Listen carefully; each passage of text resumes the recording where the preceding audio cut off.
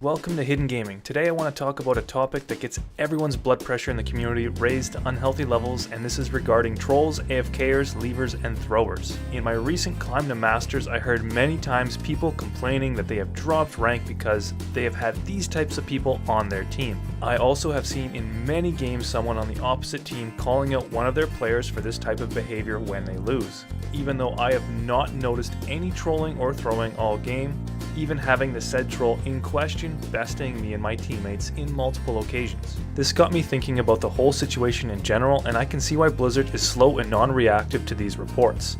Most of these reports are just unfounded because little Timmy is mad that he lost and he doesn't like the hero pick that someone made, so now it's their fault. Blaming the off-meta picks is pretty common, and it feels like every game someone will get the short end of that stick. But rejoice those of you that don't troll and throw. I come bearing great news that will help you shake off the next time someone legitimately trolls you and your friends. What is this news that can shield us from their unrighteousness, you ask? They are boosting your rank. That's right, they're actually increasing your rank. Sounds counterintuitive, right? How can that potato be helping you out? Well, math says otherwise. Let's break it down. There are 12 people in a lobby, you are one of them, and the troll is another filled with 10 normal people. As according to some, there is a troll in each lobby. Let's let this outrageous assumption stand. Let's play a game with the players rotating around randomly. In this situation, there are 5 spots on your team, as this is relative to you. You know you are god tier and are not holding your team back, so whenever the troll is not on your team, you will win. In fact, his troll abilities are so strong that he will drag anyone on his team down with him.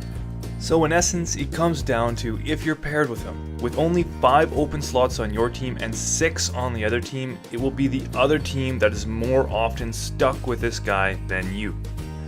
So in this situation, out of the available 11 spots, 5 are on your team, so 45.5% of the time he will be on your team, dragging you guys down with him. Seems like a lot until you realize that 54.5% of the time he will be drowning your opponents in his sorrow and bad life choices. This is because, as most of you realize, 6 is bigger than 5, giving the troll more opportunity to be on your opponent's team than yours. Think about it, just showing up with him jumping around the lobby gives you a 54.5% win rate on whatever character you choose. That will boost your rank to a considerable degree, don't you think?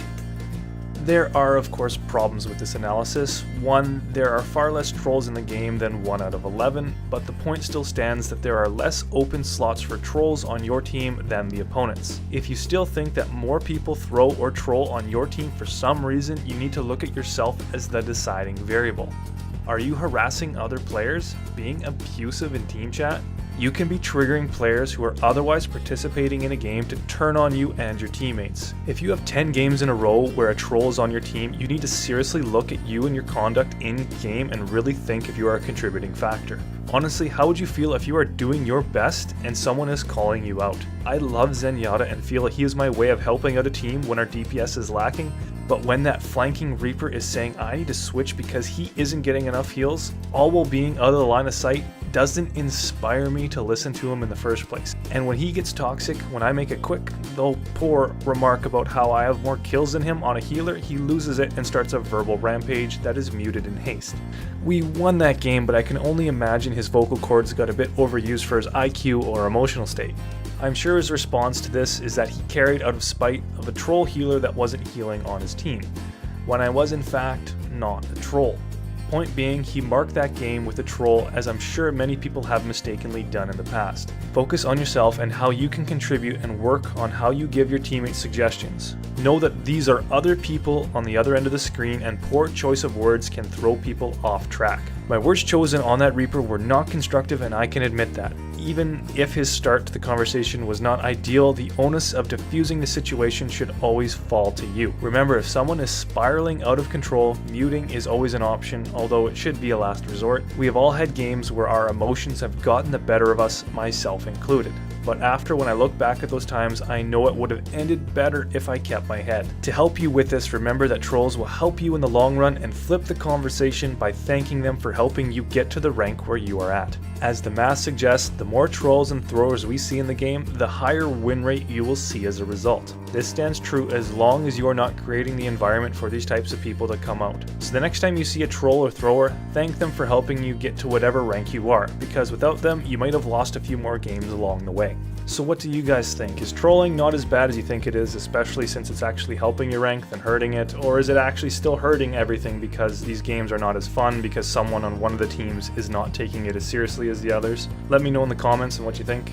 If you want to see more videos like this, please like and subscribe. Let me know what kind of things you guys want to see next, and I can facilitate that. I also plan to, in the next little while, be starting another channel where I just throw out some live commentary games. Now that I am in Masters, my goal for next season is Grandmasters, and once I can get to that level, I feel that maybe you guys might actually want to see some of my actual gameplay. I'm climbing the ranks pretty quick here. Since Overwatch is my first PC FPS, I had a lot to learn, a lot to pick up on, but now that I'm kind of starting to pick it up, I feel that I really am developing as a player, and hopefully next season I can see myself reaching Grandmasters. Who knows?